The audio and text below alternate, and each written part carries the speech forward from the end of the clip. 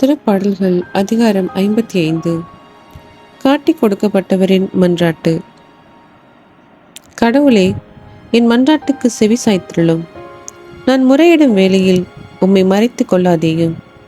என் விண்ணப்பத்தை கேட்டு மறுமொழி அருளும். என் கவலைகள் என் மன அமைதியை குலைத்துவிட்டன. என் எதிரியின் கூச்சலாலும் பொல்லாரின் ஒடுக்குதலாலும் நடுங்குகின்றேன். ஏனெனில் அவர்கள் எனக்கு இடையூறு பல செய்கின்றனர். சினமுற்று என்னை பகைக்கின்றனர். கடும் துயரம் என் உள்ளத்தை பிளக்கின்றது. சாவின் திகில் என்னை கவ்விக்கொண்டது. அச்சமும் நடுக்கமும் என்னை ஆட்கொண்டன. திகில் என்னை கவ்விக்கொண்டது. நான் சொல்கின்றேன், புறாவுக்கு உள்ளது போன்ற சிறகுகள் எனக்கு யார் அளிப்பார்? நான் பறந்து சென்று இளைப்பாறுவேனே. இதோ நெடுந்தொலை சென்று பாலை நிலத்தில் தஞ்சம் புகுந்திருப்பேனே. பெருங்காற்றினின்றும் புயலினின்றும் தப்பிக்க புகலிடம் தேட விரைந்திருப்பேனே. என் தலைவரே, அவர்களின் திட்டங்களை குலைத்துவிடும். அவர்களது பேச்சில் குழப்பத்தை உண்டாக்கும். ஏனெனில் நகரில் வன்முறையையும் கலகத்தையும் காண்கின்றேன். இரவும் பகலும் அவர்கள் அதன் மதில் மேல் ஏறி அதை சுற்றி வருகின்றனர். கேடும் கொடுமையும் அதில் நிறைந்திருக்கின்றன. அதன் நடுவே இருப்பது அழிவு. அதன் தெருக்களில் பிரியாதிருப்பன கொடுமையும் வஞ்சகமுமே. என்னை இழித்துரைக்கின்றவன் என் எதிரி அல்ல.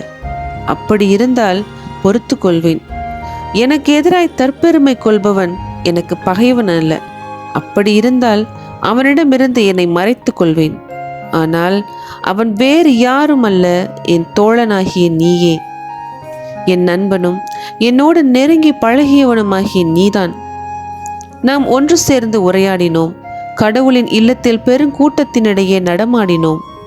என் எதிரிகளுக்கு திடீரென சாவு வரட்டும். அவர்கள் உயிரோடு பாதாளத்தில் இறங்கட்டும். ஏனெனில் அவர்கள் தங்கும் இடத்தில் அவர்கள் நடுவிலேயே தீமை புகுந்துவிட்டது. நான் கடவுளை நோக்கி மன்றாடுவேன். ஆண்டவரும் என்னை மீட்டருள்வார். காலை நண்பகல் மாலை வேளைகளில் நான் முறையிட்டு புலம்புகின்றேன். அவர் என் குரலை கேட்டருள்வார். அணிவகுத்து என்னை எதிர்த்து வந்தோர் மிக பலர். என்னோடு போரிட்டோர் கையினின்று அவர் என்னை விடுவித்து பாதுகாத்தார். தொன்று தொட்டு அரியணையில் வீற்றிருக்கும் கடவுள் எனக்கு செவிசாய்ப்பார். அவர்களை தாழ்த்திடுவார். ஏனெனில் அவர்கள் தம் நெறிமுறையை மாற்றிக்கொள்ளவில்லை. கடவுளுக்கு அஞ்சுவதும் இல்லை. தன்னோடு நட்புறவில் இருந்தவர்களை எதிர்த்து அந்த நண்பன் தன் கையை ஓங்கினான். தன் உடன்படிக்கையும் மீறினான். அவன் பேச்சு வெண்ணெயிலும் மிருதுவானது. அவன் உள்ளத்திலோ போர்வெறி. அவன் சொற்கள் எண்ணெயிலும் மென்மையானவை. அவையோ உருவிய வாள்கள். ஆண்டவர் மேல் உன் கவலையை போட்டுவிடு. அவர் உனக்கு ஆதரவளிப்பார்.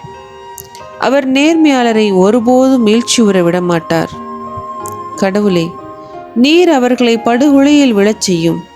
கொலை வெறியரும் வஞ்சகரும் தம் ஆயுள் காலத்தில் பாதி கூட தாண்ட மாட்டார். ஆனால் நான் உம்மையே நம்பியிருக்கின்றேன்.